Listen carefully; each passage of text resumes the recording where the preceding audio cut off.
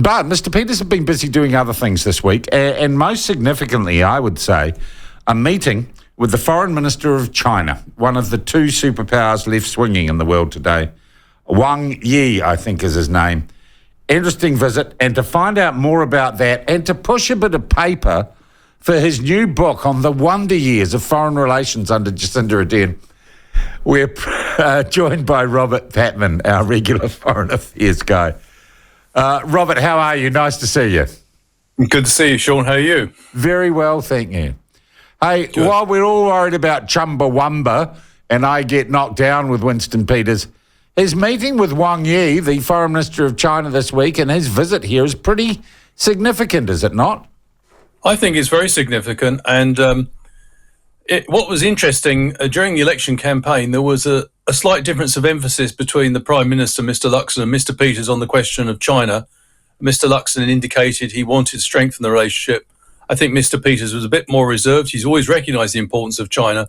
But in Mr. Peters' eyes, relations with the US always trumped those with China. What is interesting is that Wang Yi and Mr. Peters, who know each other quite a long way back, had a very friendly, warm, but frank meeting. And Mr. Peters subsequently indicated to journalists yesterday that he had pushed back China's concerns about AUKUS quite firmly. AUKUS, to refresh people's minds, that is the Australia, US, UK security deal that we... it's the enhanced security partnership between the US, UK and Australia. And we were invited last year by the Biden administration, I think it was in March last year, to consider joining Pillar 2. Pillar 1, Part 1, is a better way of putting it. Part 1 consists of the transfer of nuclear power submarines to Australia, which is quite a long-term job, that Australia will not receive its first nuclear power submarines until 2033. But the second part, which we were invited to consider joining, was the sharing, coordination of cutting-edge defence technology. And both the previous government and now Christopher Luxon's government have indicated, quite strong interest, or at least active interest, in exploring this possibility without committing itself. Yeah, which obviously the Chinese might not be so keen on. Wang Yi kind of indicated, didn't he, that our fears about China and our part of the world and geopolitically were unfounded, that they were only an imaginary threat or a threat in our minds. Was that kind of the message he was selling?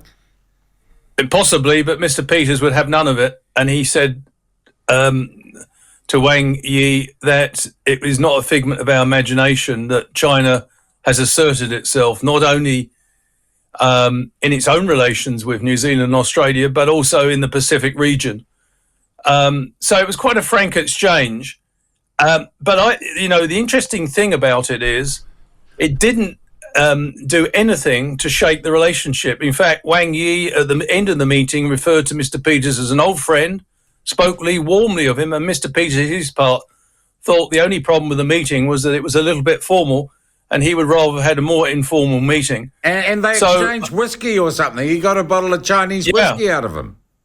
Yeah, that's right. Well, the interesting thing here is I think Wang Yi was not displeased by the message that Mr. Peters gave, which was, while they would not accept China's pressure not to join AUKUS, the other side of that coin is that Mr. Peters was making it very clear that joining Pillar 2 of AUKUS was not a done deal by any stretch of the imagination, and that the decision-making in Wellington would be based on New Zealand's own national interest. And that meant, by implication, that New Zealand will not be pushed into AUKUS by its allies.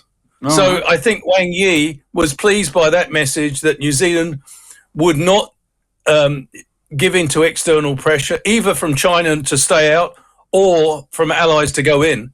It would be a decision that was based in our very much our own distinctive national interest. And I think now I'm going to call that a pretty good win for someone that other people would call a drunk uncle at a wedding. Oh, I think Mr. Peters has always been pretty measured in foreign policy. Like all of us, he makes mistakes. Who doesn't? But I think that was, and I think the government is actually, to be fair, they set their policy, their foreign policy has been based on closer alignment with traditional allies, as they put it, and acting with more urgency on the international stage. What we do know from this meeting, a successful meeting with Wang Yi, is that the trade minister, Mr. Maclay, will be visiting. Todd Maclay will be visiting China in May, I believe, and the Prime Minister will be visiting China later this year also. So it certainly hasn't seemed to done anything to damage the relationship between them. The other thing is, I think what we have to take into account here, Sean, the penny may have dropped in China, that being assertive and throwing your weight around in the region actually has counterproductive consequences, such as, stimulating New Zealand to look for diversifying trade, and hence the recent trade visits, well, not trade visits, but diplomatic tour of countries like India, Indonesia, and Singapore. Really interesting. Well, thank you for bringing us up to date to that, with that. And because it didn't involve Chumbawamba, I'm sure we won't get that sort of detailed analysis on TVNZ or in stuff. You've also got a new book out, Robert, which I've got to say didn't exactly leap off the shelf at me. What is it called? You've written it in cooperation with some colleagues. Yes, it's an edited volume. It's based on news. It was based on New Zealand's foreign policy under Jacinda Ardern, really during the COVID-19 years. Yeah, and the editors the publishers are in Singapore.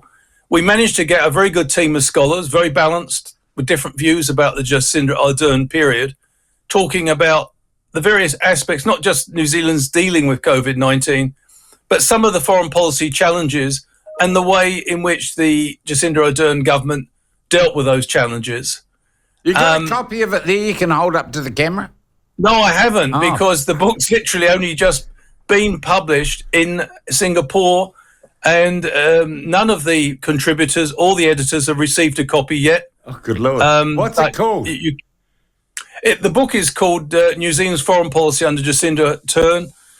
Catchy. And it has a subtitle, Facing the Challenges of a Disrupted World. I